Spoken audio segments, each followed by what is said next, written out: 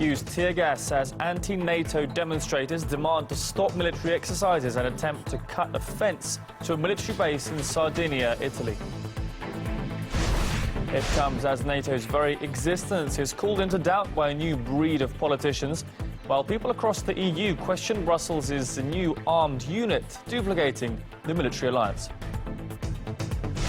French media go on the offensive after surprise gains by Conservative hopeful Francois Fillon, who's now just one step away from becoming a presidential candidate. And tensions between Turkey and US-backed Kurds in Syria put the offensive against ISIL's de facto capital Raqqa under threat.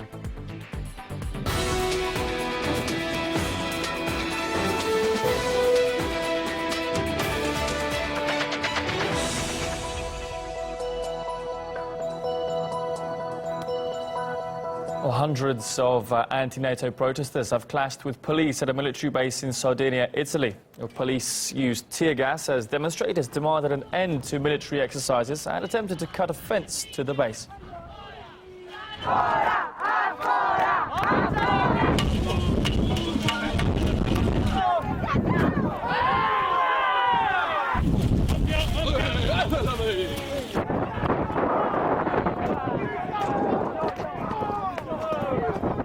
Meanwhile, Washington says it's worried about Moscow's deployment of Iskander missiles and also air defenses in Russia's western enclave of Kaliningrad in the wake of new U.S. missiles being placed just across the border. The deployment of Iskander and S-400 missiles to Kaliningrad is destabilizing to European security. Russia has made threats to move Iskander missiles to Kaliningrad now for the past decade in response to a variety of developments in Europe, none of which demand such a military response. We also call upon Russia to refrain from words or deeds that are inconsistent with the goal of promoting security and stability in the Euro-Atlantic region. Well, while the US claims NATO is a defensive alliance, that's not threatening Moscow. NATO troop maps may paint a somewhat different picture. That's as more tanks and soldiers have been deployed to the Baltics. But tensions with Moscow are not the only thing bothering the military alliance. With a new US president soon to enter the White House, Western media are raising fears over his plans for NATO. It comes as European elites grow increasingly concerned about what changes Trump may bring to the NATO alliance. RT's ketenteraan has more. Only a few years ago, in the U.S. and in Europe, there was hardly any questioning of NATO and its role. We agreed to expand the partnership that makes NATO the hub of global security. NATO remains an indispensable engine for effective international security cooperation. With the recent rise of populist movements in Europe and with Donald Trump entering politics in the U.S., NATO's relevance is suddenly up for debate. NATO is obsolete. It covers the Soviet Union, which is no longer in existence, and NATO has to either be rejiggered, rechanged, changed for the better. I'm not saying the other thing that's bad about NATO, we're paying too much. It was a wonderful vehicle to keep peace in Europe for 60, 70 years. But NATO now does need to redefine itself. What's it for? You know, we don't have the Warsaw Pact. We are for leaving NATO, for France leaving NATO. We have a Gaullist vision of what international politics must be like. And we do not want to be imposed with a way of seeing things by anybody. Western leaders with more traditional views seem to be shaken by the new trend of challenging NATO and have rushed to assure the world that nothing will change. Our sacred honor is at stake. And the fact that you occasionally hear something from a presidential candidate in the other party, it's nothing should be taken seriously, because I don't even think he understands what Article 5 is. The UK will remain a strong and committed NATO ally, and it will continue to play its leading role in our alliance. While establishment politicians hold NATO dear, a quick survey on the streets of Washington shows not all Americans know what it does exactly. Do you know what NATO is? The National Association... NATO. NATO, I don't know. Its role was, as I understand it, to defend Western Europe primarily from Soviet aggression. What about now? It's less well defined now, I think. It's not very well defined right now. Some Western leaders still view NATO as a way of standing up to Russia. But President-elect Donald Trump says he wants to gear the alliance toward fighting terrorism in partnership with Russia. NATO is essentially a tool of Washington to maintain control over Europe in security affairs. Nobody in Europe feels threatened by Russia or any other external threat. The only real threat they face is from the threat of terrorism, and NATO doesn't seem to know what to do about that. According to President Obama, President-elect Donald Trump signaled to him that under his leadership, the U.S. will remain committed to NATO. But Trump's vision of NATO's role seems to be quite different from that of the Washington establishment. And with new voices shaping foreign policy on both sides of the Atlantic, the question now is, will NATO change? In Washington, I'm Ganesh Chakyan, RT. Well, meanwhile, NATO has published what it calls Russia's top 5 myths about the organization. Let's fact-check some of them right now. Russia's land border is just over 20,000 kilometers long. Of that, less than 1/16, 1215 kilometers, is with current NATO members. Russia shares land borders with 14 countries, and only 5 of them are NATO members.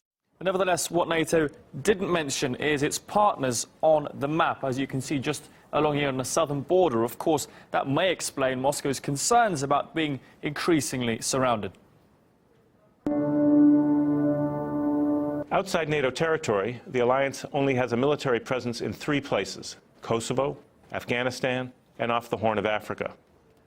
Well, then there's NATO's Special Rapid Response Group of up to 60,000 troops ready for action. Moreover, Secretary-General Stoltenberg said 300,000 extra NATO soldiers have been placed on high alert, while top NATO figures try to debunk what they call Moscow's myths about the alliance. EU members have organized numerous international military drills in states neighboring Russia just in the past month alone.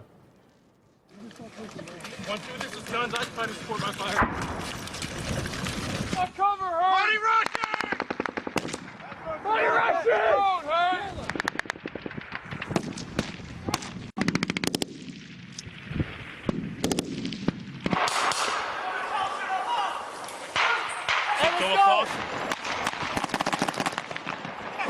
All right, ready? We got more. We got more. 1, 2, go.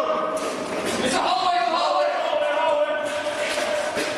Now, the European Parliament has imposed another cost on EU taxpayers, where on Tuesday, European MPs voted to create an armed defence unit separate from NATO. RT's Peter Oliver has the latest.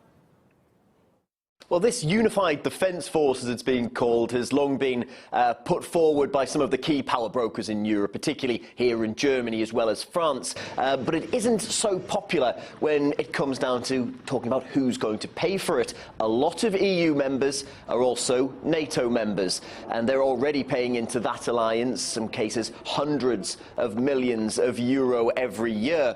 And with NATO looking to demand the full 2% of GDP being contributed towards membership of the alliance, people are saying that the add-on of having to pay for an extra European army, as it's being called as well, is just too much for them to have to pay. It's a good idea, but we don't want to pay for everyone. If everyone pays for it, then it's a different story. For me, NATO is dead. It serves no purpose. The EU army sounds good on paper, but I think it's complete utopia. Who's going to be in that army? Only France and Germany, I bet. Well, then there's the UK question. Now, Britain had long been the brake on allowing this EU army to go ahead following Brexit. Well, they're no longer there. They no longer will have that veto in the EU Parliament on major decisions. But Britain could still end up paying for this if they're unable to untangle themselves from some of the legalities of having been part of the European Union. In fact, Britain could end up with a bill of almost €500 million every year paying for an army, a force that it essentially didn't want at all. But then, of course, there's the operational logistics of having a unified force in an area where NATO does operate to such an extent. People saying that they just can't see how the two can coexist in Europe. I really have my doubts that that we really need three armies within the European Union. So I'm not sure about if that's a good idea, though. There you get a lot of confusion. You've got a national defence force, you've got a European army, and you've got NATO. So, you know, who's responsible for what? It could get very messy. I'm not very excited about the army at all, so I don't think it's a good idea. It's better to find solutions somewhere else. I think what we need is a joint foreign policy as a prerequisite, and then we can talk about joint forces, but joint foreign policy is primarily important. Well, the MEPs that voted through the plan say that it would cut through red tape when it comes to deploying unified defence forces across Europe. However, as we're hearing, there are those that voice concerns over the potential plans. The European Union is also gearing up for an information war after its parliament voted for a resolution to counter perceived Russian and Islamist propaganda. Well, there were 304 MEPs who voted in favour, although they were outnumbered by those who either abstained or voted against. During a news conference after the vote, some lawmakers went so far as to put Russia on the same threat level as Islamic State. Can we bring together Russia and ISIS? To my mind, yes. Russia and ISIS and their particular nefarious behavior. Russia today has an audience of 700 million worldwide. They are present in 100 countries, and we still consider that a thing which should be neglected. Well, the resolution states that Russian media are deployed to challenge democratic values as part of a larger plot to weaken EU cooperation. It calls on member states to be vigilant and increase funding to support freedom of media. Among the options to counter so-called propaganda, it suggests issuing a weekly disinformation digest. Well, the new initiative from Europe comes at a time of global political turmoil that could signal a new reality for the bloc.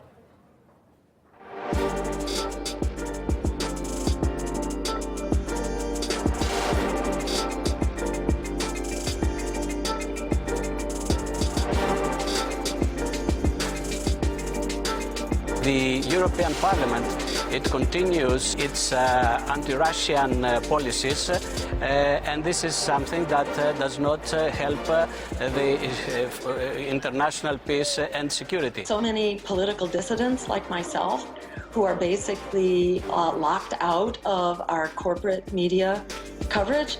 You know, we look to RT for access to the American public. So charging Russian TV with being a really dangerous ISIS-type, threat, I don't get that.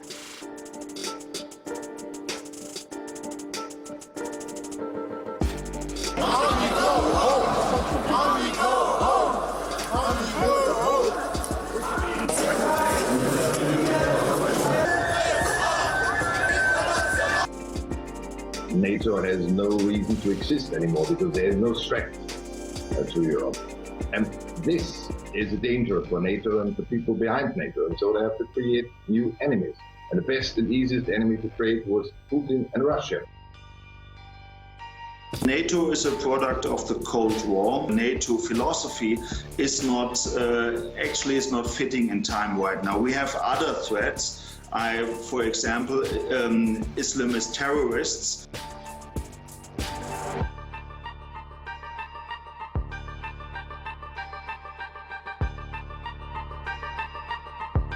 The great war that UKIP was set up to fight has now been won. On the 23rd of June of this year, the country voted to leave the European Union. I expect UKIP to go forward with its insurgent, dissident policies to free up this country and free up the world, ideally, from the political elite. Establishment is always the last to understand the rioting of the people, but believe me, people now are fed up with this system and will take the power back.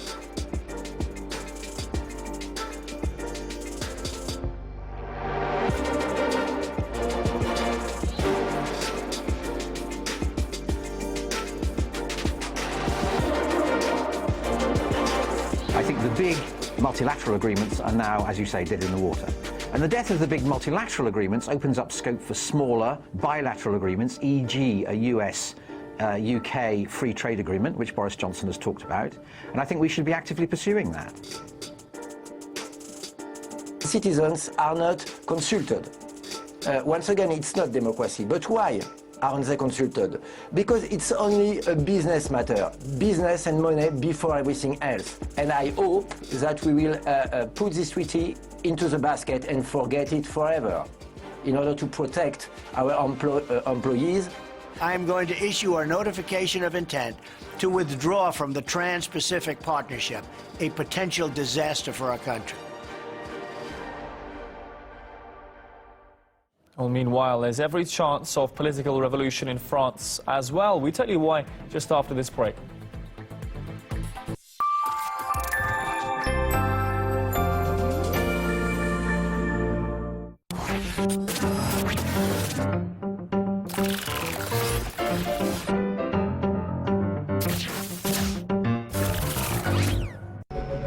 The election of Donald Trump may have defied much conventional wisdom, and yet a significant margin in electoral college votes suggests it didn't come completely out of the blue. Why did so many experts fail to see him coming?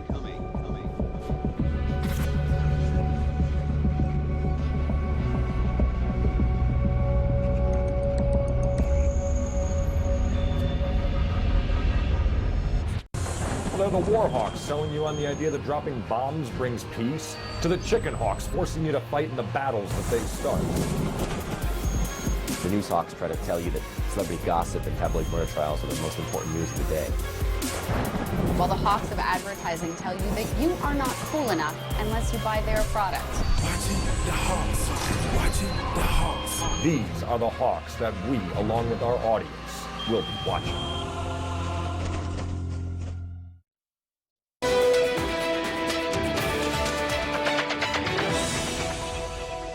Welcome back to the programme. The presidential frontrunner Francois Fillon may have unexpectedly won the first round of Conservative primaries, but he's much less loved by the media than by the public. RT's Madina Korchinova finds out why exactly the press is so against the new hopeful for France's top job. This man kicked out his ex-boss and former French leader from the presidential race and proved the pollsters were wrong.